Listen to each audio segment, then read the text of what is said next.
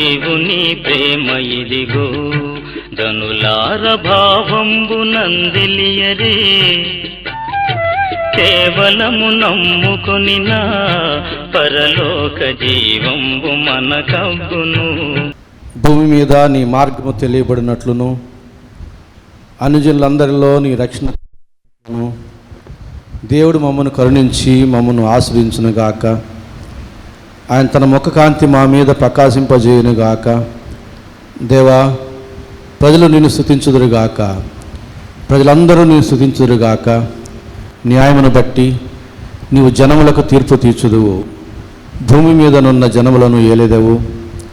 జనములు సంతోషించుచు ఉత్సాహధ్వని చేయునుగాక. దేవా, ప్రజలు నిన్ను స్తుతించుదురుగాక, ప్రజలందరూ నిన్ను స్తుతించుదురుగాక. అప్పుడు భూమి దాని ఫలములిచ్చును. దేవుడు మమ్మను ఆశ్రయించును. దేవుడు మమ్మను దీవించును. భూదిగంత నివాసులందరూ ఆయన యందు భయభక్తులు నిలుపుదురు. ప్రార్థన చేసుకుందాం. ప్రేమాస్వరూపిన మా గొప్ప తండ్రి, పరిశుద్ధ ప్రభువా, మీ ప్రేమను బట్టి మీ కృపను బట్టి మీ పాదశని సమీపిస్తూ ఉన్నాము. ఈ పరిశుద్ధ దినమందు నీ పరిశుద్ధ మందిరములో నా తండ్రి నిన్ను ఆరాధించడానికి కూడి ఉండగా మీ సన్నిధిని మాకు తోడుగా ఉంచి సహాయం చేయమని ప్రార్థన చేస్తూ ఉన్నాం. ప్రభువా, చేరి వచ్చిన ప్రతి ఒక్కరి పక్షంగా మీకు వందనాలు చెల్లించుకుంటూ ఉన్నాము. ఇంకను మీ ఏర్పాట్లో రావాల్సిన వారి కొరకే ప్రార్థన చేస్తూ ఉన్నాము. ఆటంకాన్ని తొలగించండి, సకాలానికి నడిపించండి. మీ మందిరంలో చేరుకున్న మాలో ప్రతి ఒక్కరిని కూడా మీ స్వాధీనంలో ఉంచుకొని ఆరంభం నుంచి ఆఖరి వరకు మాకు సమయోచిత సహాయం అందించి క్రమముగా నడిపించి మా మేలు నిమిత్తం మీ మహిమ నిమిత్తం మమ్మల్ని బలపరిచి అన్ని విషయాల్లో మీరు మాత్రమే మహిమ ఘనత ప్రభావాలు పొందుకోమని యేసు నామమున వేడుకుంటున్నాము తండ్రి, ఆమేన్. ఈ ఆరాధన సమయంలో ఉత్తర ప్రతి భాగంగా 71వ కీర్తన నవీను ఉత్తర ప్రతి భాగంగా చదువుతారు. నేటి ఉత్తర ప్రత్యుత్తర భాగంగా 71వ కీర్తన ధ్యానం చేసుకుందాం. యెహోవా, నేను నీ శరణుజొచ్చి ఉన్నాను, నన్ను ఎన్నడూ సిగ్గుపడనీయకుము. నీ నీతిని బట్టి నన్ను తప్పింపుము, నన్ను విడిపింపుము, నీ చెవియొగ్గి నన్ను రక్షింపుము. నేను నిత్యము చొచ్చినట్లు నాకు ఆశ్రయ దుర్గముగా ఉండుము. నా శైలము నా దుర్గము నీవే, నీవు నన్ను రక్షింప నిశ్చయించి ఉన్నావు. నా దేవా, భక్తిహీనుల చేతిలో నుండి నన్ను రక్షింపుము. కీడు చేయి వారి పట్టణంలో నుండి, బలాత్కారిని పట్టులో నుండి నన్ను విడిపింపుము. నా ప్రభువా యెహోవా, నా నిరీక్షణాస్పదము నీవే, బాల్యము నుండి నా ఆశ్రయము నీవే. గర్భవాసనైనది మొదలుకొని నీవే నాకు ప్రాపకుడవై ఉంటివి. తల్లి గర్భము నుండి నన్ను ఉద్భవింపజేసిన వాడవు నీవే. నిన్ను గూర్చి నేను నిత్యము స్తుతిగానము చేయుదును. నేను అనేకులకు ఒక వింతగా ఉన్నాను, అయినను నాకు బలమైన ఆశ్రయము నీవే. నీ కీర్తితోనూ నీ ప్రభావ వర్ణనతోనూ దినమంతయు నా నోరు నిండి ఉన్నది. వృద్ధాప్యమందు నన్ను విడనాడకము, నా బలం క్షీణించినప్పుడు నన్ను విడువకము. నా శత్రువులు నన్ను గుర్చి మాట్లాడుకునుచున్నారు. నా ప్రాణము కొరకు పొంచి ఉన్నవారు కూడి ఆలోచన చేయుచున్నారు. దేవుడు వారిని విడిచినని తప్పించువారు ఎవరూ లేరని, వారిని తడివి పట్టుకుని అని వారు అనుకుంటున్నారు. దేవా, నాకు దూరముగా ఉండకము. నా దేవా, నా సహాయమునకు త్వరపడి రమ్ము. నా ప్రాణ విరోధులు సిగ్గుపడి నశించుదురుగాక, నాకు కీడు చేయి చూచువారి నిందపాలై మానభంగము నొందుదురుగాక. నేను ఎల్లప్పుడూ నిరీక్షింతును, నేను మరి ఎక్కువగా నిన్ను కీర్తింతును. నీ నీతిని నీ రక్షణను నా నోరు దినమెల్లా వివరించును, అవి నాకు సఖ్యము కావు. ప్రభు అయిన యెహోవా యొక్క బలాత్కార్యములను బట్టి నేను వర్ణింప మొదలుపెట్టేదను. నీ నీతిని మాత్రమే నేను వర్ణించేదను. దేవా, బాల్యము నుండి నీవు నాకు బోధించుచూ వచ్చితివి, ఇంతవరకు నీ ఆశ్చర్య కార్యములను నేను తెలుపుచూనే వచ్చితిని. దేవా, వచ్చు తరమునకు నీ బాహుబలమును గూర్చియు, పుట్టబో వారికి అందరికీ నీ శౌర్యమును గూర్చియు నేను తెలియజెప్పునట్లు తల నెరసి వృద్ధుడనై ఉండున వరకు నన్ను విడువకము. దేవా, నీ నీతి మహాకాశమంత ఉన్నతమైనది. గొప్ప కార్యములు చేసిన దేవా, నీతో సాటి అయిన వాడెవడు? అనేకమైన కఠిన బాధలను మాకు కలుగు చేసిన వాడా, నీవు మరలా మమ్మ బ్రతికించెదవు. భూమి యొక్క అగాధ స్థలములో నుండి నీవు మరలా మమ్మ లేవనెత్తెదవు. నా గొప్పతనమును వృద్ధి చేయుము, నా తట్టు మరలి నాకు నెమ్మది కలుగు చేయుము. నా దేవా, నేను కూడా నీ సత్యమును బట్టి స్వరమండల వాద్యముతో నిన్ను స్తుతించేదను. ఇజ్రాయేలు పరిశుద్ధ దేవ, సితారాతో నిన్ను కీర్తించేదను. నేను నిన్ను కీర్తించినప్పుడు నా పెదవులను, నీవు విమోచించిన నా ప్రాణమును నిన్ను గూర్చి ఉత్సాహధ్వని చేయును. నాకు కీడు చేయజూచువారు సిగ్గుపడి ఉన్నారు, వారు అవమానం పొంది ఉన్నారు. కాగా నా నాలుక దినమెల్లా నీ నీతిని వర్ణించును. దేవుడి పరిశుద్ధ వాక్య భాగం దీవించును గాక. ఆమేన్. స్వర్ణలత వచ్చి పాట పాడుతుంది. స్వర్ణలత తర్వాత ఆనంద్. నేడు రేపు నా ప్రియుడేసు మేఘాల మీదకి పెంచెను.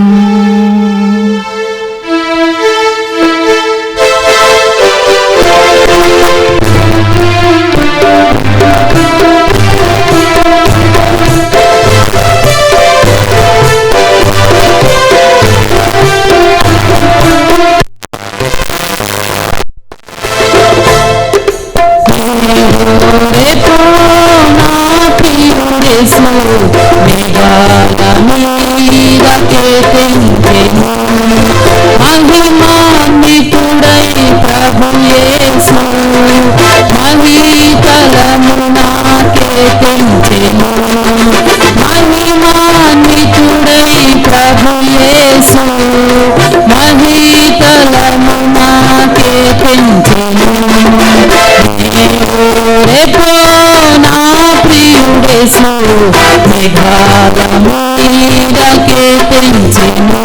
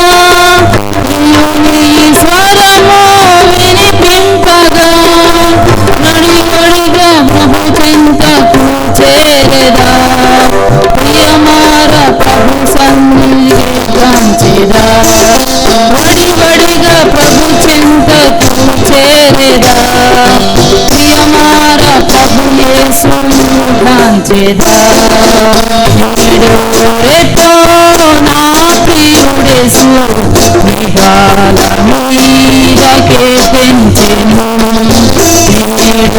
రేపో నా ప్రియుడేసు మేఘాల మీదకే పెంచెను.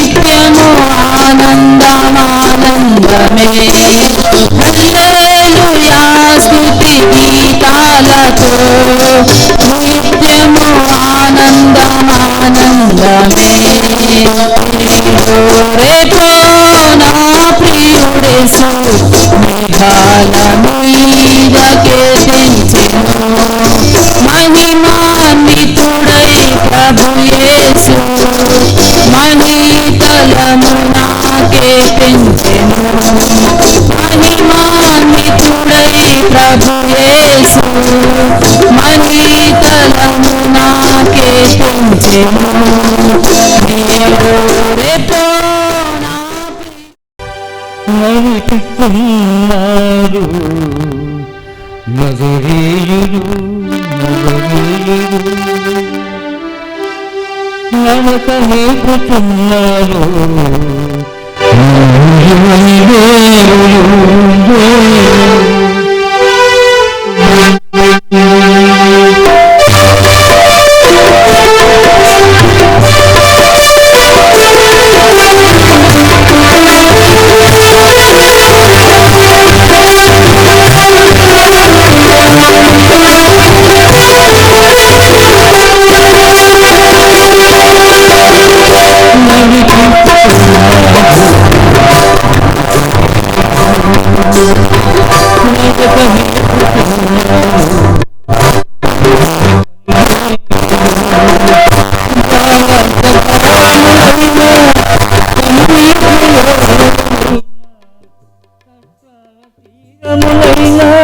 కఠినమైన మార్గము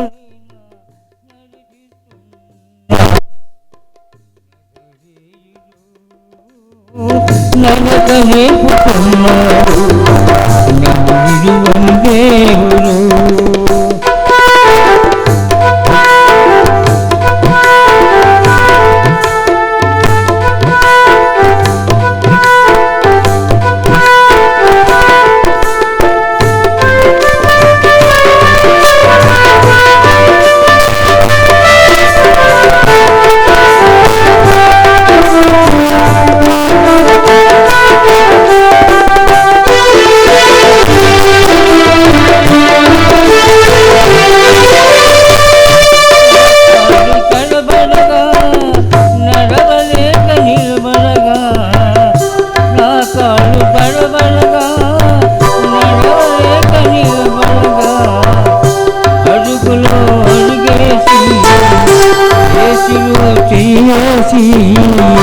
అడుగులో అడుగేసి చేతిలో చేసి పెట్టినాడు దాస చేసినాడు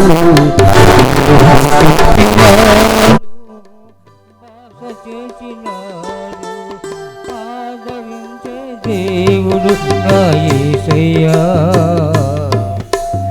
ఆశీర్వదించే దేవుడు నా యేసయ్యా ఆదరించే దేవుడు నా యేసయ్యా ఆదరించే దేవుడు నా యేసయ్యా నడిపిస్తున్నాడు నజరేయుడు నడక నేర్పుతున్నాడు నన్ను విడువని దేవుడు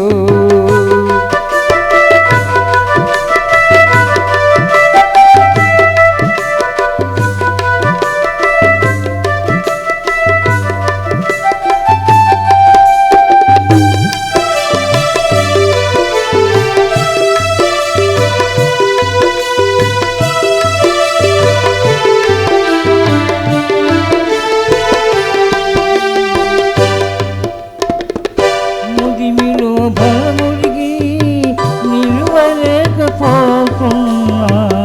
ముదిమిలో బలముడిగి నిలువలేకపోతున్నా అడుగులో అడుగేసి ముక్కులతో ముంచేసి చేతిలో తీయేసి ముక్కులతో ముంచేసి ప్రాణమిచ్చినాడు ప్రాణమిచ్చినాడు ప్రాణమిచ్చినాడు ప్రాణమిచ్చే దేవుడు నా యేసయ్యా ప్రేమ చూపే దేవుడు నా యేసయ్యా ప్రాణమిచ్చే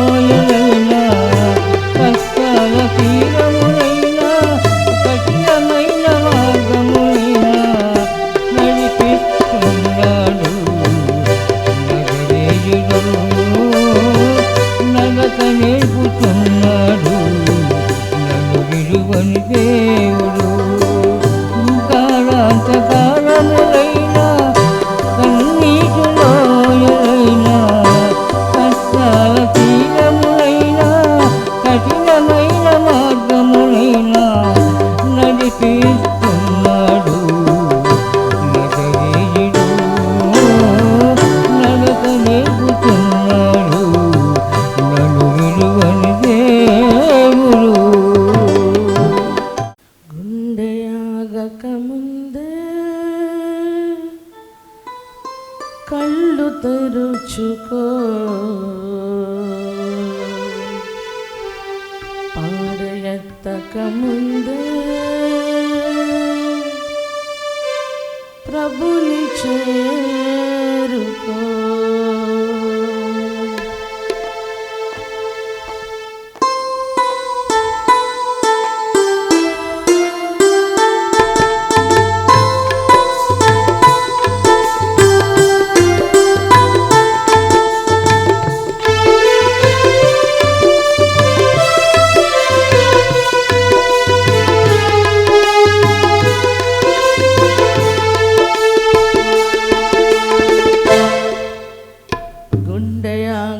ముందే కళ్ళు తెరుచుకో పాడెత్తక ముందే ప్రభుని చేరుకో. గుండె ఆగక ముందే కళ్ళు తెరుచుకో పాడెత్తక ముందే ప్రభుని చేరుకో. యేసువార్తను తెలుసుకో పరమ జీవం పొందుకో. యేసువార్తను తెలుసుకో పరమ జీవం పొందుకో.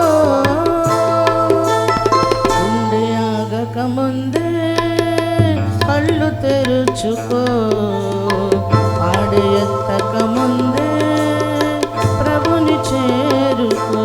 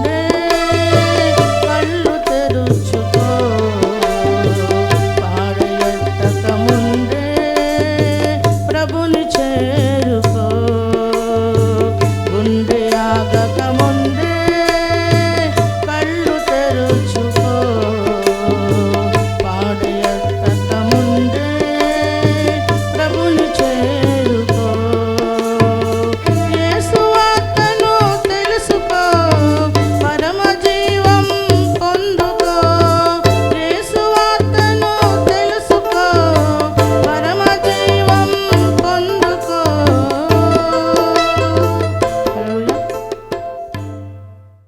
దావీదు కుమారుడా నన్ను దాటిపోకయా నజరేతు వాడా నన్ను విడిచిపోకయా దావీదు కుమారుడా నన్ను దాటిపోకయా నజరేతు వాడా నన్ను విడిచిపోకయా నీవు తప్ప నాకు ఈ లోకంలో ఎవరున్నారయ్యా నీవు తప్ప నాలో ఎవరికి చోటే లేదయ్యా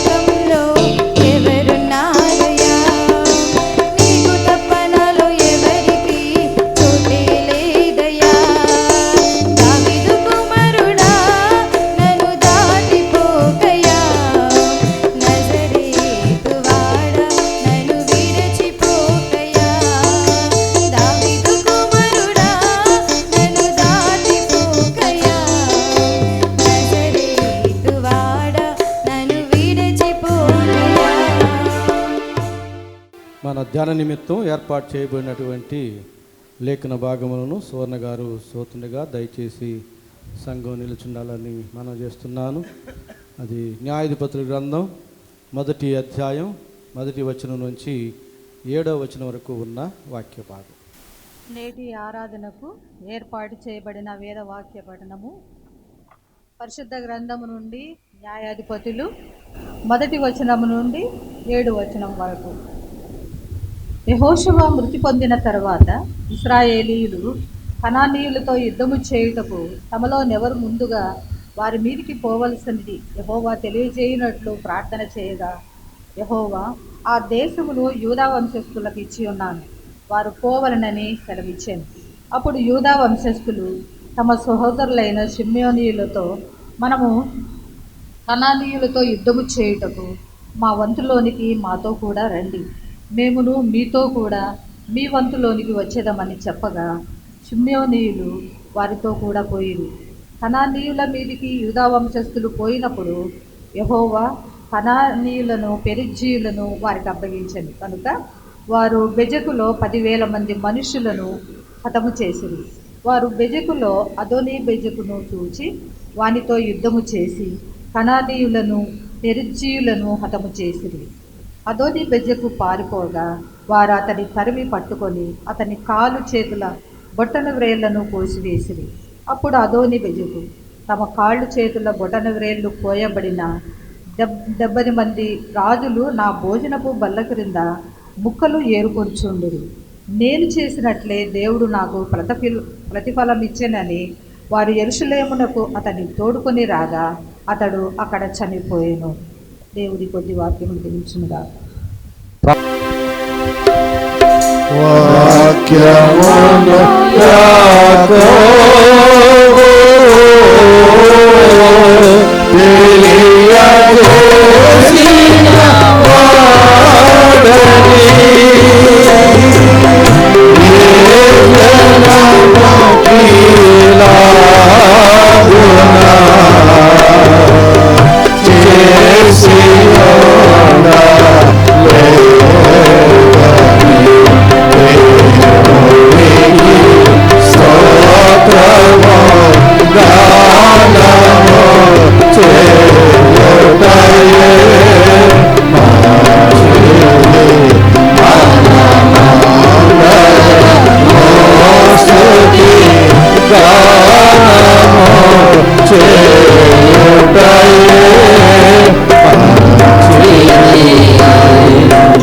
ప్రభునందు ప్రియులారా, మన ప్రభువైన యేసుక్రీస్తు నామంలో మీకు శుభములు తెలియజేస్తూ స్వాగతిస్తూ ఉన్నాను. మన ధ్యాన నిమిత్తం చదువుబడినటువంటి వాక్య భాగం న్యాయాధిపతుల గ్రంథం 1వ అధ్యాయం 7 వచనాలు చదువుగా మనము విని ఉన్నాం. గత కొన్ని వారాలుగా మనం యెహోషువ గ్రంథాన్ని ధ్యానం చేసి ముగించి ఉన్నాం. ఐగుప్తు దేశం నుండి ఇజ్రాయేలీలు మోషే నాయకత్వాన విడిపించబడి వాగ్దాన దేశం వరకు నడిపించబడ్డారు. ఆ మీదట మోషే దేవుని యొక్క సన్నిధికి చేరుకున్నటువంటి తరుణములో దేవుని ఏర్పాటును బట్టి మోషే తర్వాత యెహోషువ నాయకత్వాన్ని స్థిరపరిచాడు.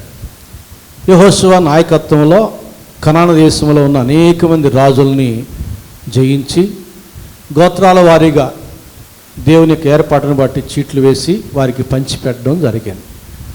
ఆ మీదట 110 సంవత్సరాల ప్రాయంలో యెహోషువ మృతి చెందడం జరిగింది. అప్పటికి ఇంకా యూదా గోత్రికులకు స్వాస్థ్యం ఇవ్వబడలేదు, ఆ యొక్క పని ముగించబడలేదు. అలాంటి తరుణంలో దేవుని చేత కూడా వారికి న్యాయాధిపతి ఏర్పాటు చేయబడలేదు. ఒక ప్రజగా ఉన్నారు అంతే, నాయకుడు లేని ఒక ప్రజగా ఉన్నారు. అయితే వారి ఎదుట ఇంకా స్వాధీనం చేసుకోవాల్సినటువంటి వాగ్దాన దేశం మిగిలి ఉంది. ఇలాంటి పరిస్థితుల్లో వీరేం చేశారంటే, 1వ వచనం చదువుతున్నాను. యెహోషువ మృతి నొందిన తరువాత ఇజ్రాయేలీలు కనానీయులతో యుద్ధము చేయుటకు తమలో ఎవరు ముందుగా వారి మీదికి పోవలసినది యెహోవా తెలియజేయనట్లు ప్రార్థన చేయగా. మంచి పని చేశారు. నాయకుడు లేకపోయినా కూడా దేవునికి ప్రార్థన చేసి దేవుని చిత్తాన్ని తెలుసుకొని ఆ మేరకు ముందుకు సాగడానికి తీర్మానం చేశారు. మంచి పని చేశారు ప్రార్థన చేయడం అనేది. చేయగా ఏం జవాబు వచ్చింది? 2వ వచనంలో, యెహోవా ఆ దేశమును యూదా వంశస్థులకు ఇచ్చున్నాను, వారు పోవాలని సెలవిచ్చాను. వారు ఏ ప్రదేశం కొరకైతే ప్రార్థన చేశారో ఆ ప్రదేశాన్ని యూదా వంశస్థులకు ఇచ్చానని దేవుడు సమాధానం చెప్పాడు. కాబట్టి దేవుని చేత ఇవ్వబడినటువంటి ఆ ప్రదేశం కొరకు యూదులే వెళ్ళి యుద్ధం చేయాలి, దాన్ని స్వాధీనం చేసుకోవాలి. ఇలాంటి తరుణంలో ఇజ్రాయేలు యూదులు ఒక మంచి ఆలోచన చేశారు. 3వ వచనం ప్రకారంగా, అప్పుడు యూదా వంశస్థులు తమ సహోదరులైన షిమ్యోనీలతో, మనం కనానీలతో యుద్ధము చేయుటకు మా వంతులోనికి మాతో కూడా రండి, మేమును మీతో కూడా మీ వంతులోనికి వచ్చిద్దామని చెప్పగా షిమ్యోనీయులు వారితో కూడా పోయిరి. ఇక్కడ మనం గమనించాల్సింది ఏమిటంటే, ఎదురుగా ఒక ప్రదేశం ఉంది, దాన్ని స్వాధీనం చేసుకోవాలి. ఎవరు స్వాధీనం చేసుకోవాలి అనేది వారిలో వారు ఆలోచన చేసుకుంటున్నారు. చివరికి ప్రార్థన చేయగా దేవుడు వారికి జవాబు చెప్పాడు, యూదులు అది స్వాధీనం చేసుకోవాలి అని. ఒకవేళ అది మంచి ప్రదేశం అయి ఉంటే మిగిలిన ఇజ్రాయిల్ అందరూ కూడా ఎవరికైతే పంచి పెట్టబడలేదో వారందరూ కూడా పోటీకి వస్తారు. కాదు కాదు ఇది మాకు కావాలి, మీకు కాదు మాకు కావాలి, మాకు కాదు మీకు, ఇట్లా ఒకరితో ఒకరు వ్యాజ్యమాడుతారు. అలాంటి పరిస్థితి వస్తుంది. లేదు అది మాకు ఇచ్చాడు, మాకు చెప్పాడు యెహోషువ, మోషే మాకు చెప్పాడు అని ఏదో కారణం చేత వారిలో వారు వివాదం చేసుకునే అవకాశం వస్తుంది. కానీ ఇక్కడ జరిగింది ఏమిటంటే, దేవుడు ఎప్పుడైతే చెప్పాడో అది యూదులకు అని అందరూ సమ్మతించారు. ఎందుకు అంటే వారందరూ గ్రహించిన సత్యం ఒకటే, దేవుడు ఇచ్చేదే దీవెనకరము. మన అంశం అదే, నేటి ప్రసంగ అంశం అదే. దేవుడు ఎవరికి ఏమి ఇస్తే అదే వారికి దీవెనకరమన్న విషయం వారు గ్రహించినారు. దాన్ని మనం గ్రహించాలి. దేవుడు మనకు ఏ స్థితి ఇస్తే ఆ స్థితిలో మనం దేవునికి స్తుతి చెల్లించాలి. దేవుడు మన చేతికి ఏమి ఇస్తే దానిని బట్టి మనం దేవునికి స్తుతి చెల్లించాలి. అది ఏమైనా కావచ్చు. అది మనకి ఇష్టమైనదిగా ఉండవచ్చు, లేదా కష్టమైనదిగా ఉండవచ్చు. దేవుడు మనకిచ్చేది మనకు దీవెనకరమైన విషయం. పౌలుకి దేవుడు ముళ్ళు ఇచ్చాడు. ఈ సత్యం తెలియనప్పుడు ముమ్మారు వేడుకున్నాడు తీసివేయమని. దేవుడు తన చిత్తాన్ని తెలియజేసినప్పుడు ఆ ముళ్ళును బట్టి పౌలు దేవునికి స్తుతి చెల్లించినాడు. దేవుడు మనకి ఏమి ఇస్తే దాన్ని బట్టి దేవునికి మనము స్తుతి చెల్లించడం ఆశీర్వాదకరం. గమనించండి, మనం ఒక్కసారి అబ్రహాము దగ్గరికి వెళితే ఆదికాండం 12వ అధ్యాయంలో దేవుడు అంటాడు, అబ్రహామా నీవు పుట్టిన ప్రదేశం నుంచి, నీ తండ్రి ఇంటి నుంచి నీవు బయలుదేరి వెళ్ళు, నేను చూపించే దేశానికి వెళ్ళిపో, నేను నిన్ను దీవిస్తానన్నాడు. అబ్రహాముకి ఆ ప్రదేశం ఎలాంటిదో తెలియదు. అక్కడికి వెళ్ళే మార్గం ఎంత దూరమో ఎంత కష్టమైందో తెలియదు, ఏమీ తెలియదు. నేను ఇచ్చే దేశానికి వెళ్ళు, అందుకేం చేయాలి? పుట్టి పెరిగిన ప్రాంతాన్ని విడిచిపెట్టాలి, తండ్రి ఇంటి వారిని విడిచిపెట్టాలి, బంధువుల్ని స్నేహితులు విడిచిపెట్టాలి, బయలుదేరి వెళ్ళాలి. అబ్రహాం వెళ్ళాడా లేదా? ఎందుకని? ఇప్పటి నుంచి నాకు నా ఇంటి వారిని కానీ, నా స్నేహితుల్ని కానీ, నా బంధువుల్ని కానీ నాకు దేవుడు ఇవ్వలేదు. ఇక్కడి నుంచి నాకు ఇచ్చేదేంటి? ఆయన చూపించే దేశం, నేను అక్కడికి వెళ్ళాలి, అదే నాకు దీవెనకరం అనుకున్నాడు అబ్రహాము. దేవుడు చెప్పినట్లుగా అందరినీ విడిచి దేవుడు చూపించే ప్రదేశానికి వెళ్ళినాడు. ఇది మనం ఆదికాండం 12వ అధ్యాయంలో చూడగలుగుతాం.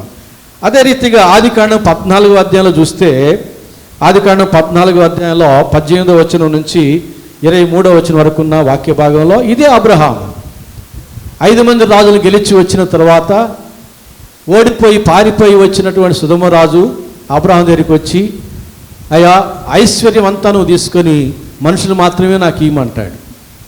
అప్పుడు అబ్రహాం ఒక మంచి మాట అంటాడు, నీ చేత నేను దీవించబడ్డాననే పేరు నాకు వద్దు, నేను దేవుని దగ్గర చెయ్యితో ప్రమాణం చేశాను, నేను యెహోవానే దీవించబడతాను. మనుషులు ఇచ్చేటటువంటి ఐశ్వర్యం నాకు అక్కర్లే, దేవుడిచ్చే స్థితి నాకు కావాలి.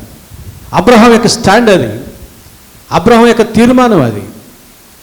కనుక ఆదికాండం 12వ అధ్యాయంలో చూపించే దేశం వెళ్ళమంటే దేవుడిచ్చేది నాకు దీవెనకరం అనుకున్నాడు, వెళ్ళాడు. 14వ అధ్యాయంలో రాజు వచ్చి ఐశ్వర్యం తీసుకోమంటే నువ్వు ఇచ్చే ఐశ్వర్యం నాకు అక్కర్లేదు, దేవుడిచ్చే ఆశీర్వాదమే నాకు కావాలన్నాడు. ఎందుకని అబ్రహాం కూడా గ్రహించింది ఏమిటంటే దేవుడిచ్చేదే దీవెనకరమైన విషయమని గ్రహించినాడు. గనుక అంతటి త్యాగం చేశాడు, అంతటి సాహసం చేశాడు. వాగ్దాన దేశానికి వెళ్ళడానికి, ఐశ్వర్యాన్ని తృణీకరించడానికి. మనం కూడా నేర్చుకోవాలి. మనుషుల తట్టు చూడకూడదు, మనం లోకము తట్టు చూడకూడదు, దేవుని తట్టు మనం చూడాలి. కొండల తట్టు నా కనులు ఎత్తుదును, అక్కడుండి నాకు సహాయము వచ్చును. దేవుని తట్టు మన కనులు ఎత్తి చూస్తే, దేవుని యందు మనం నమ్మిక ఉంచి దేవుని తట్టు కళ్ళు ఎత్తి చూస్తే తప్పకుండా దేవుడు మనకు సహాయం చేస్తాడు. దేవుడు ఇచ్చేదే మనకు దీవెనకరం. మనుషులు ఇచ్చేది కానీ లోకం ఇచ్చేది కానీ మనకు ఆశీర్వాదం కాదు. మత్తయి సువార్త 4వ అధ్యాయం 8 నుంచి 10 దాకా చూస్తే యేసు ప్రభు శోధించబడే సమయంలో సాతానుడు యేసు ప్రభుతో ఒక మాట అంటాడు, నీవు నాకు ఒక్కసారి సాగిలపడి నమస్కారం చేస్తే ఈ లోకంలో ఉన్న ఐశ్వర్యం అంతా లోకాన్ని కూడా మీకు ఇచ్చేస్తానన్నాడు. తీసుకున్నాడా యేసు ప్రభు? మనకు మాదిరికరముగా మార్గంగా ఉన్న యేసు ప్రభు ఏం చేశాడు? సాతానాన్ని ఇచ్చేది లోకమైన అందులో ఉన్న సమస్త ఐశ్వర్యమే నాకు అక్కర్లేదు, నా తండ్రి నాకు ఇచ్చేది నాకు కావాలి. ఆ యేసు ప్రభు మనకు మార్గమై ఉన్నాడు. అదే రీతిగా సిలువ మరణానికి ముందుగా యోహాను సువార్త 18వ అధ్యాయం 11వ వచనం అంటాడు, తండ్రి నాకు అనుగ్రహించిన గిన్నెలోనిది నేను త్రాగకుందునా అని పేతురుతో అనెను. సాతాను నువ్వు ఇచ్చే ఐశ్వర్యం నాకు అక్కర్లేదు, నా తండ్రి అయిన దేవుడు నాకు శ్రమల గిన్నె, సిలువ శ్రమల గిన్నె ఇస్తే సంతోషంగా దాన్ని అయినా తీసుకుంటాను. ఎందుకని అది గొప్ప కార్యం. ఆ కార్యం వల్ల అనేక మంది రక్షించబడతారు. ఆ మీదట యేసు ప్రభు పరలోకానికి హెచ్చించబడతాడు. నా తండ్రి అయిన దేవుడు నాకు ఇచ్చే సిలువ శ్రమల గిన్నె అయినా అది నాకు ఆశీర్వాదం. సాతానుడా నీవిచ్చే ఐశ్వర్యం నాకు అక్కర్లేదు. అబ్రహాం స్టాండ్ కూడా అదే, నా తండ్రి అయిన దేవుడు ఇచ్చే వాగ్దానం దేశం నాకు ఆశీర్వాదకరం. ఇక్కడ నా బంధువులతో నేను పుట్టి పెరిగిన ప్రాంతంలో ఉండడం నాకు ఇంకా ఆశీర్వాదం కాదు. నా తండ్రి అయిన దేవుడు ఇచ్చే ఆశీర్వాదం నాకు దీవెనకరం. సొదొమ రాజా నీవు ఇచ్చే ఐశ్వర్యం నాకు దీవెనకరం కాదు. ఇలాంటి సంఘటనలు సన్నివేశాలు మన ఎదుట ఉంటూ ఉండగా మనం ఎటువైపు చూస్తూ ఉన్నాం? మనుషుల వైపు చూస్తున్నామా? లోకం వైపు చూస్తున్నామా? దేవుని తట్టు చూస్తూ ఉన్నామా? నమ్మదగిన వాడు మన దేవుడు, అడిగినవన్నీ అనుగ్రహించువాడు మన దేవుడు, అడగకపోయినా అవసరమైనవి కూడా అనుగ్రహించువాడు మన దేవుడు. అలాంటి దేవుణ్ణి మనం కలిగి ఉంది లోకము తట్టు చూడనేలా, మనుషుల తట్టు చూడనేలా. ఏ మనుషుడు నమ్మదగిన వాడు కాడనుకుంటుని, దేవుడు ఒక్కడే నమ్మదగిన వాడు. కనుక సామెతల గ్రంథం 30వ అధ్యాయం 7వ వచనం నుంచి 9వ వచనం వరకు ఉన్న వాక్య భాగంలో ఆగూరు అనేటువంటి వ్యక్తి చక్కగా ప్రార్థన చేస్తూ ఉన్నాడు. ఆ ప్రార్థనలో అతను ఏమి కోరుతున్నాడో చూడండి. సామెతల గ్రంథం 30వ అధ్యాయం 7వ వచనం నుంచి 9వ వచనం వరకు ఉన్న వాక్య భాగం. దేవా, నేను నీతో 2 మనవులు చేసుకునిచున్నాను, నేను చనిపోకముందు వాటిని నాకు అనుగ్రహింపము. వ్యర్థమైన వాటిని అబద్ధములను నాకు దూరముగా ఉంచుము. పేదరికమునైనను ఐశ్వర్యమునైనను నాకు దయచేయకము. తగినంత ఆహారము నాకు అనుగ్రహింపము. ఎక్కువైన ఎడల నేను కడుపు నిండిన వాడనై నిన్ను విసర్జించి యెహోవా ఎవడని అందునేమో, లేక బీదనై దొంగిలి నా దేవుని నామమును దూషించునేమో. దేవుని నామాన్ని దూషించకూడదు, దేవుడు ఎవడని అనకూడదు అనేది ఈయన యొక్క అభిప్రాయం. కనుక తగినంత ఆహారం నాకు చాలంటున్నాడు. ఎంత చక్కటి ప్రార్థన చేశాడు. దేవుడిచ్చేదే దీవెనకరం అనే సత్యాన్ని గ్రహించిన వాడు దేవా అని దేవునితో మనవి చేస్తూ ఉన్నాడు. తగినంత ఆహారం కొరకు దేవుని తట్టు కళ్ళెత్తి చూస్తూ ఉన్నాడు. మనుషుల తట్టు చూడలే, లోకం తట్టు చూడలే, దేవుని తట్టే చూస్తూ ఉన్నాడు. ధనవంతుడు లాజరు కథ మనకు తెలుసు. ధనవంతుడి యొక్క భోగభాగ్యాలు, విలాసవంతమైన జీవితాన్ని అనుదినం చూస్తూ ఉన్నాడు. గేట్ అవతలే ఉన్నాడు కదా, కురిపిగా ఉన్నాడు. కుక్కలు వచ్చి కురుపులు నాకుతూ ఉన్నాయి. మంచి వస్త్రాలు లేవు, మంచి సౌకర్యం లేదు, ఆదరించడానికి సహాయం ఎవరూ లేరు. అతను కోరుకున్న విషయం ఏమిటో తెలుసా? ఆ ధనవంతుని బల్ల ఎద్దు నుండి పడిన ఎంగిలి రొట్టె ముక్కలతో తన ఆకలి తీర్చుకొనగోరెను. అది ఆయన కోరిక. దేవుడు నాకు ఎంగిలి రొట్టెల ముక్కలు ఇచ్చాడు చాలు, దేవుడు నాకు ఈ కురూపు జీవితం ఇచ్చాడు చాలు. ఆయన ఇచ్చిందే నాకు దీవెనకరం. అంతిమంగా అయిందా లేదా? చనిపోయి ఎక్కడికి వెళ్ళాడు? ధనవంతుడు మరి వేదనకరం స్థలానికి వెళితే లాజరు అబ్రహాము దగ్గరికి వెళ్ళి నెమ్మది పొందుకుంటూ ఉన్నాడు. ఎవరికి కలుగుతుంది ఆ భాగ్యం?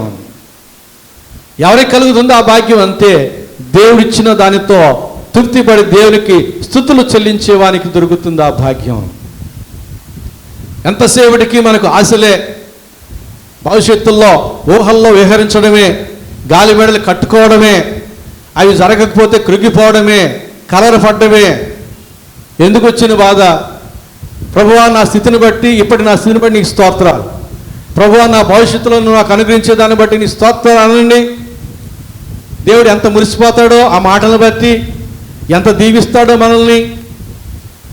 దేవుడు ఇచ్చింది అది ఏదైనా సరే, పౌలుకి ముళ్ళైనా సరే, పేతురికి భయంకరమైన మరణమైనా సరే, యేసు ప్రభువుకి సిలువ మరణమైనా సరే, వారు తృప్తి చెందినారు, స్వీకరించినారు. అంతిమంగా వారు దీవించబడ్డారు. కాబట్టి దేవుని తట్టు మనం కళ్ళెత్తి చూద్దాం, దేవుడిచ్చే దాంతో తృప్తి పొందుకుందాం, దేవునికి స్తుతులు చెల్లించుదాం, దేవుని చేత మనం హెచ్చించబడదాం. కాబట్టి ఈ యొక్క ఇశ్రాయేలీయులు యెహోషువ చనిపోయిన తర్వాత తమ ఎదుట ఉన్న ప్రదేశం అది సారవంతమైన భూమి, చూస్తూ ఉంటే ఆశించదగినదిగా ఉంది. అయినప్పటికీ స్వాధీనం చేసుకోవాల్సిన వారు ఇంకా చాలామంది ఉన్నారు. అది అందరి కోరుకోవచ్చు, కానీ ప్రార్థన చేయగా అది నేను యూదులకు ఇచ్చాను అనగానే అందరూ దాన్ని స్వీకరించినారు. దేవుడు యూదులకు ఇచ్చాడు, మిగిలిన మనం కోరుకోకూడదు, అది వారి పరం చెయ్యాలి. కాబట్టి షిమ్యోనీలు కూడా ఏకీభించి వారి వంతులోకి వెళ్ళడానికి వారు సహాయపడ్డారు. ప్రభునందు ప్రియులారా, రెండో విషయం ఏమిటంటే, వీరు 3వ వచనం చెప్తున్నారు కదా యూదులు. అప్పుడు యూదా వంశస్థులు తమ సహోదరులైన షిమ్యోనీలతో మనము కనానీలతో యుద్ధము చేయటకు మా వంతులోనికి మాతో కూడా రండి, మేమును మీతో కూడా మీ వంతులోనికి వచ్చేదామని చెప్పగా షిమ్యోనీయులు వారితో కూడా పోయిరి. ఎందుకు చెప్పారు యూదులు, ఎందుకు పోయారు షిమ్యోనీయులు? ఇక్కడ మనం నేర్చుకోవాల్సిన మొదటి విషయం ఏంటంటే, దేవుడిచ్చేదే దీవెనకరం అనేది మొదటి విషయం. రెండవది నేర్చుకోవాల్సిన విషయం ఏమిటంటే, ఐక్యముగా ఉండడం ఆశీర్వాదకరం అనేది నేర్చుకోవాలి. యూదులు చూడండి, ఆ దేవుడు మాకు ఇస్తానన్నాడు, మేము వెళ్ళి గెలుచుకోగలం, మీరెవరు మాకు అక్కర్లే అనలే. తమ సహోదరులు షిమ్యోనీయులతో అంటున్నారు, మా వంతులకి మీరు రండి, మాతో కలిసి వారితో యుద్ధం చేయండి, మా ప్రదేశాన్ని మేము స్వాధీనం చేసుకుంటాం. దేవుడు మీకు ఇచ్చే ప్రదేశంలో ఎవరైతే ఉన్నారో వారితో యుద్ధం చేసేటప్పుడు మేము కూడా మీతో కలిసి మీ పక్షంగా యుద్ధం చేస్తాం, ప్రాణాలు తెగించి యుద్ధం చేయాలి. షిమ్యోనీయులు కాదనలేదు, బలవంతం చేయలేదు యూదులు వారిని, చెప్పగానే ఒప్పుకున్నారు. కారణం ఏంటంటే, వారిద్దరికీ తెలిసిన సత్యం ఏమిటంటే, ఐక్యముగా ఉండటంలో ఆశీర్వాదం ఉన్నది, ఐకమత్యములో ఆశీర్వాదం ఉన్నది.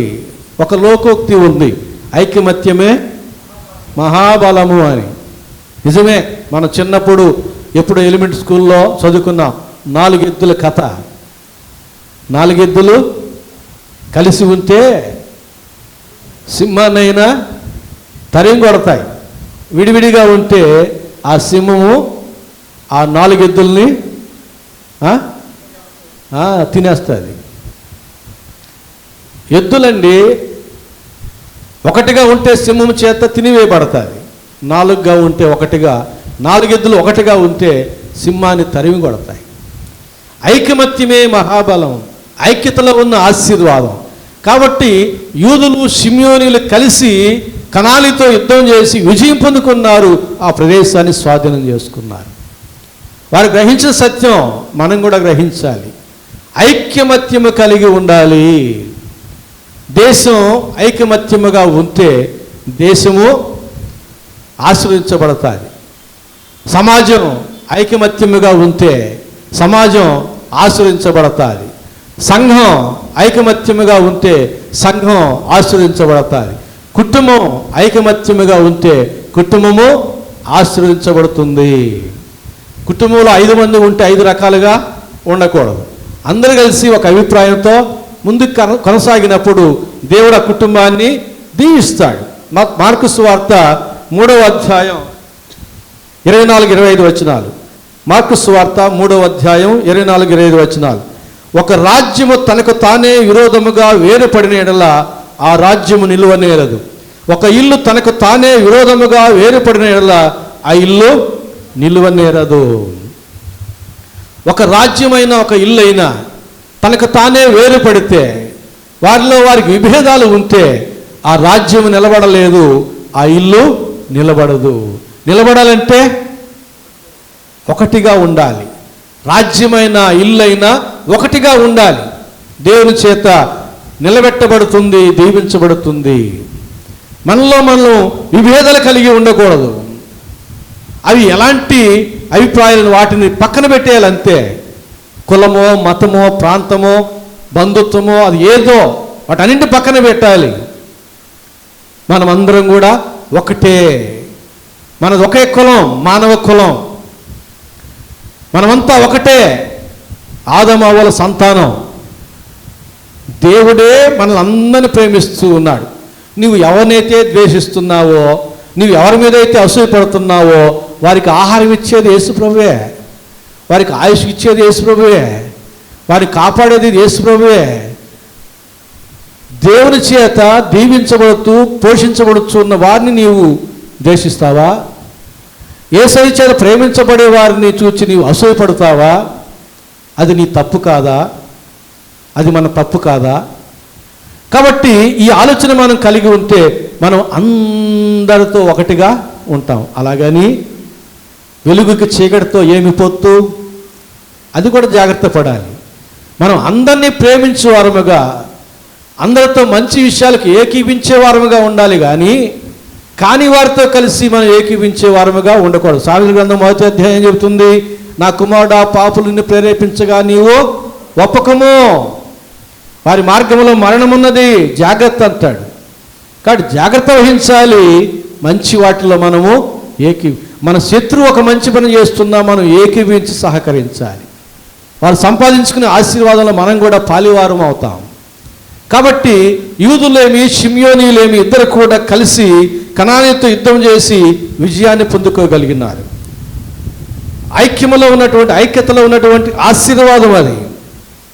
యెషయా గ్రంథం 11వ అధ్యాయం 6-7 వచనాలు చూడండి ఎంత ఐక్యముగా ఉన్నాయో. యేసు ప్రభు యొక్క 1000 ఏళ్ల పరిపాలనలో ఉండేటటువంటి పరిస్థితి. యెషయా గ్రంథం 11వ అధ్యాయం 6-7 వచనాలు.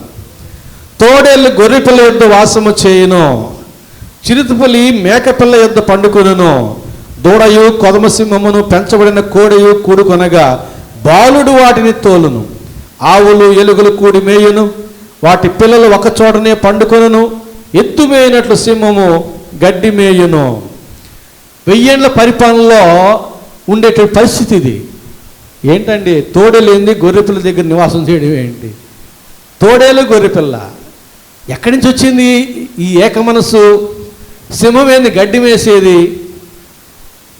కానీ 1000 ఏళ్ల పరిపాలనలో అయితే సింహం గడ్డి మేయును, తోడేలు గొర్రెపిల్ల యొద్ద వాసము చేయును.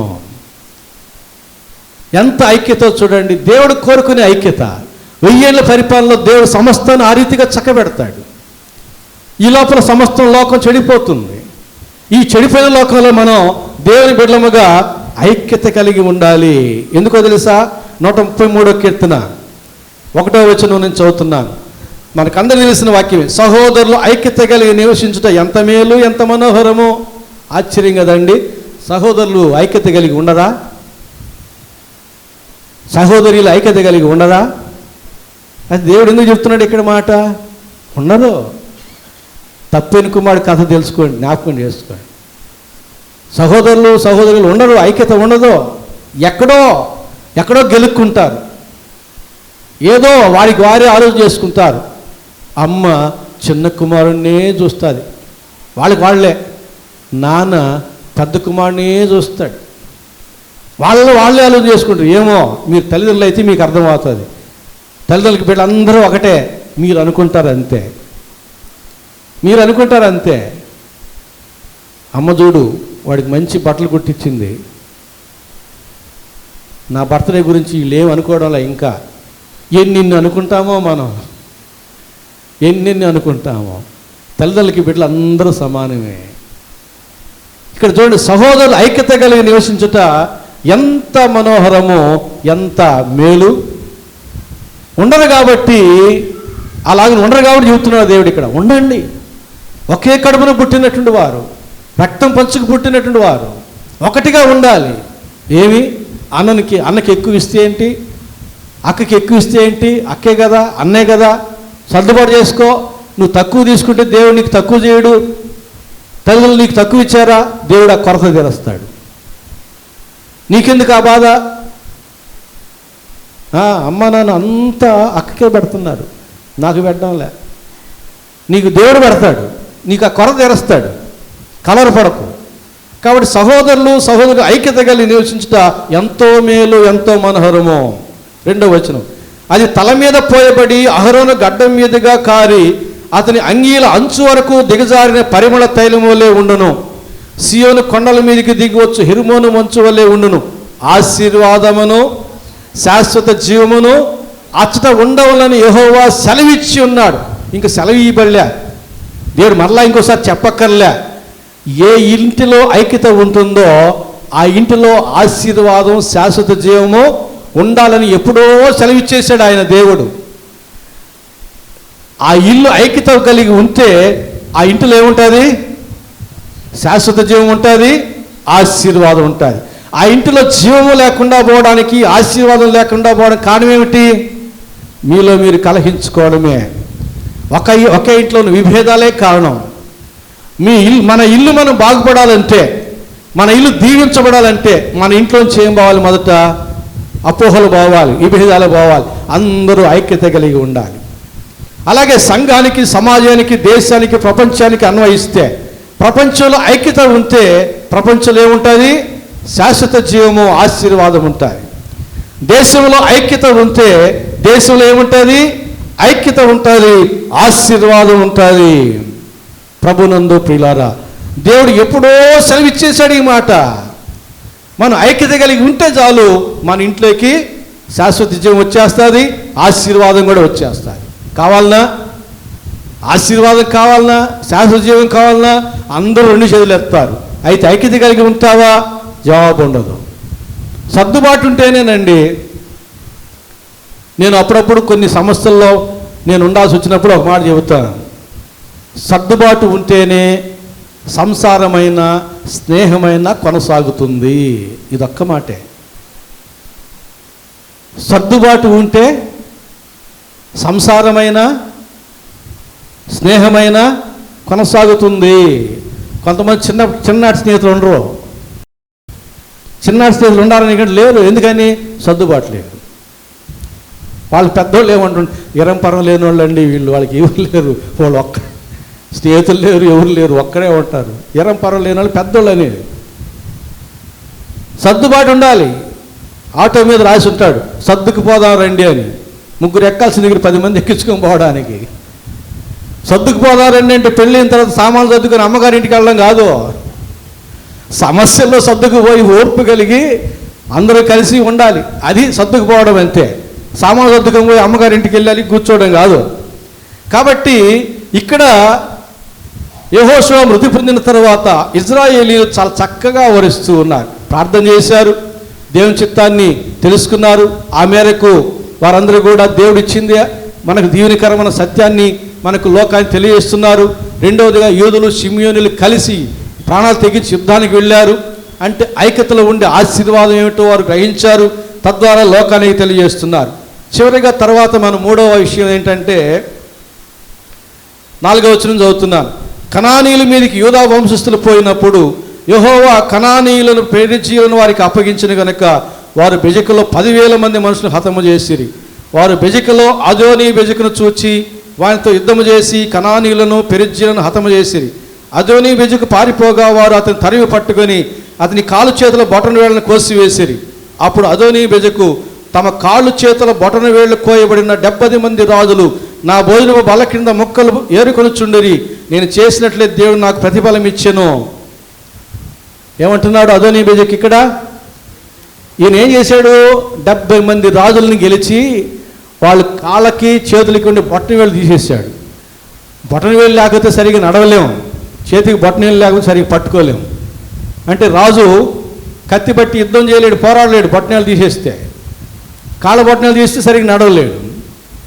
70 మంది రాజులకి అట్లా తీసి ఆయన భోజనం బల్ల దగ్గర మిగిలిన రొట్టెలు ఏరుకొని తినేటటువంటి బ్రతుకులో ఉంచాడు 70 మంది రాజులకి. చివరికి ఏమైంది? ఇప్పుడు అతని పరిస్థితి అదే అయింది. వీళ్ళు పట్టుకొని యూదులు షిమియోనులు తరిమి పట్టుకొని అతని కాళ్ళకి చేతులకున్న బొటనవేలు తీసేశారు. ఏమనుకున్నాడు అతను కూడా అక్కడ? నేను చేసినట్టే దేవుడు నాకు చేసను. మనం దేవుని యొక్క వాక్యాలు ఏమనుకుంటాం? ఆ విషయాన్ని నా కొలత దేవుడు నాకు కొలిచాడు, నేను కొలిచిన కొలత చొప్పునే దేవుడు నాకు కొలిచినాడు. మన దేవుడు అలాంటి వాడు. మనం ఏ కొలత అయితే కొలుస్తామో దేవుడు మనకు అదే కొలత కొలుస్తాడు. మనం కఠినంగా కొలిచామా దేవుడు కఠినంగానే కొలుస్తాడు. మనం అన్యాయంగా కొలిచామా ఇతర పట్ల దేవుడు మనకు అన్యాయంగానే మనకు అదే కొలత కొలుస్తాడు.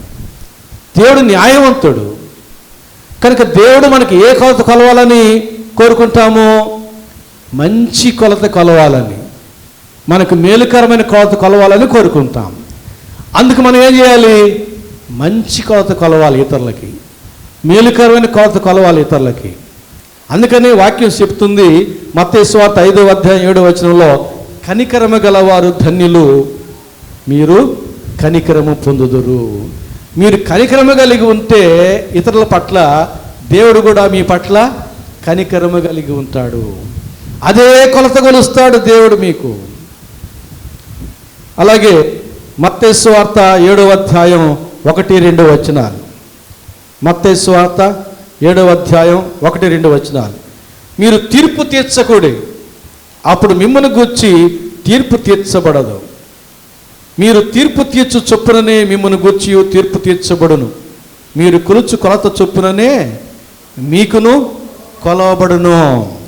నీ కంటిలోనున్న దూలమును ఎంచక నీ సహోదరి కంటిలోనున్న నలుసును చూచుటేలా, నీ కంటిలో దూలం ఉండగా నీవు నీ సహోదరిని చూచి నీ కంటిలోనున్న నలుసును తీసివేయనిమ్మని చెప్పనేలా. వేషధారి, మొదట నీ కంటిలో ఉన్న దూలము తీసుకునము. ఏం చెప్తున్నాడు? మొదట నీ కంటిలో ఉన్న దూలం తీసుకో, నీ కంటిలో నువ్వు పెట్టుకొని ఎదుటివాని కంటిలో ఉన్న నలుసు నువ్వు ఎట్లా చూస్తావు? నీ కంటిలో దూలం ఉంది, ఎదుటివాని కంటిలో ఏముందో నీకు కనబడదు. మీరు కొలుచు కొలత చొప్పుననే, మీరు తీర్చేటట్టు తీర్పు చొప్పుననే మీకు కూడా తీర్పు తీర్చబడుతుంది. మీ తీర్పు కఠినమైనది అయితే మీకు కూడా దేవుని దగ్గర నుంచి కఠినమైన తీర్పు వస్తుంది. మీరు ఏ కొలత కొలుస్తారో, కీడు అనే కొలత కొలిస్తే దేవుడు మీకు కీడు అనే కొలత కొలుస్తాడు. కాబట్టి దేవుడి దగ్గర నుంచి మనకి ఏం వస్తుందో మనకు తెలుసు, అర్థమైపోయింది. మనం ఏం చేస్తున్నామో దాన్ని బట్టి దేవుడి దగ్గర నుంచి మనకు అదే వస్తుంది అనేది మనకు అర్థం చేసుకోవచ్చు. మనం ఏం చేస్తున్నాం ఇతరులకి, ఇతరుల విషయమై మనం ఏం చేస్తున్నాం అదే మనకు దేవుడి దగ్గర నుంచి వస్తుంది. మనం ఇతరులకు మేలు చేస్తున్నామా, ఇతరుల గురించి మంచి మాట్లాడుతున్నామా, దేవుడి దగ్గర నుంచి మనకు వచ్చేది అంతా మంచే, చెడు ఏమీ రాదు, భయపడబాకండి. మనం ఇతరులకి కీడు చేస్తున్నామా, దేవుడి దగ్గర నుంచి మంచి ఏమీ రాదు, ఆశించబాకండి. మనం కొలిచే కొలత చొప్పుననే దేవుడు మనకు కొలుస్తాడు. ఈ అదోనీ బెజెకు గ్రహించాడండి ఆ సత్యము. అతని యొక్క కాలు చేతుల యొక్క బొటన వేలు కోయబడిన తర్వాత అతను గ్రహించిన సత్యం చూడండి 7వ వచనంలో, అప్పుడు అదోనీ బెజకు తమ కాళ్ళు చేతుల బొటను వేలు కోయబడిన 70 మంది రాజులు నా భోజనపు బల్ల కింద ముక్కలు ఏరుకునిచుండిరి. నేను చేసినట్లే దేవుడు నాకు ప్రతిఫలము ఇచ్చాను. అతను గ్రహించిన సత్యాన్ని మనం గ్రహించాలి. ప్రభునందు ప్రియులారా, యెహోషువ గ్రంథాన్ని మనం క్రమంగా ధ్యానం చేశాం. న్యాయాధిపతుల గ్రంథాన్ని కూడా క్రమంగా అవసరం మేరకు ధ్యానం చేయబోతున్నాం. అందులో భాగంగా యెహోషువ న్యాయాధిపతుల గ్రంథం 1వ అధ్యాయం మొదటి 7 వచనాలు ఇప్పుడు మనం ధ్యానం చేశాం. ఇందులో 3 విషయాలు మనం నేర్చుకోదగినవి ఉన్నాయి. మొదటి విషయం ఏంటి? దేవుడు మనకిచ్చేదే దీవెనకరం. రెండోది ఐక్యతలో ఉన్న ఆశీర్వాదం. మూడవది మన కొలతే మనకు కొలవబడుతుంది. ఈ 3 విషయాలు మనం మరిచిపోకుండా ఉంటే, మన ప్రవర్తన సరిచేయబడితే దేవుడి దగ్గర నుంచి మనం అన్ని మేళ్ళే పొందుకుంటాం, ఆశీర్వాదాలే పొందుకుంటాం. ఆయన ఇచ్చిన దాంతోనే తృప్తి చెందుతాం, దేవునికి స్తుతి చెల్లిస్తాం. ప్రభువా, నువ్వు నాకు ఇచ్చావు చాలు, నాకు ఈ స్థితిలో ఉంచావు, నీకు చాలు, నీకు స్తోత్రాలు అంటే ఇంకా ఇస్తాడు ఎక్కువ. అయ్యా ఇదిగో నేను ఓర్చుకున్నాను, సహించుకున్నాను, మంచి వారితో కలిసి ఐక్యత కలిగి ఉంటున్నాను, అక్కడ శాశ్వత జీవమును ఆశీర్వాదము ఉంటుంది. దేవుడిచ్చే దాంతో తృప్తి చెంది దేవుని స్తుతులు చెల్లించుదాం. ఐక్యత కలిగి, మంచి వాటికి ఐక్యత కలిగి శాశ్వత జీవాన్ని ఆశీర్వాదం పొందుకుందాం. మంచి కొలత కొలిచి దేవుడి దగ్గర నుంచి మంచి కొలత కొలవబడదాం. పరిశుద్ధాత్మ దేవుడు అట్టి ప్రేరేపణ, నడుపుదల, ఆశీర్వాదం మనకందరికీ దయచేయను గాక. ఆమెను ప్రార్థన చేసుకుందాం. ప్రేమ స్వరూపిన మా గొప్ప తండ్రి, పరిశుద్ధ ప్రభువా, మీ ప్రేమను బట్టి, మీ కృపను బట్టి మీ పాదశను సమీపిస్తూ ఉన్నాం. మీ వాక్యమనే ఉదక స్నానంతో శుద్ధీకరించారు, మీకు వందనాలు చెల్లించుకుంటున్నాం. అవును ప్రభువా, మీరు మాకు ఇచ్చిన దానితో, అది స్థితి కావచ్చు, ఏమైనా కావచ్చు, దానితో మేము తృప్తి చెంది మీకు కృతజ్ఞతాతులు చెల్లించు వారముగా ఉండడానికి సహాయం చేయండి. ప్రభువా, మంచి విషయాలకు మంచి వారితో ఐక్యత కలిగి మీరు అనుగ్రహించే శాశ్వత జీవాన్ని, ఆశీర్వాదాన్ని పొందుకోవడానికి సహాయం చేయండి. అలాగే ప్రభువా, మీ దగ్గర నుంచి మేము మంచి కొలత కొలుచుకోవడానికి, మేము ఇతరులకు మంచి కొలత కొలవడానికి సహాయం చేయమని, మాకు నేర్పించమని, అందుకున్న ఆటంకాన్ని తొలగించమని యేసు నామమున వేడుకుంటున్నాము తండ్రి. ఆమేన్.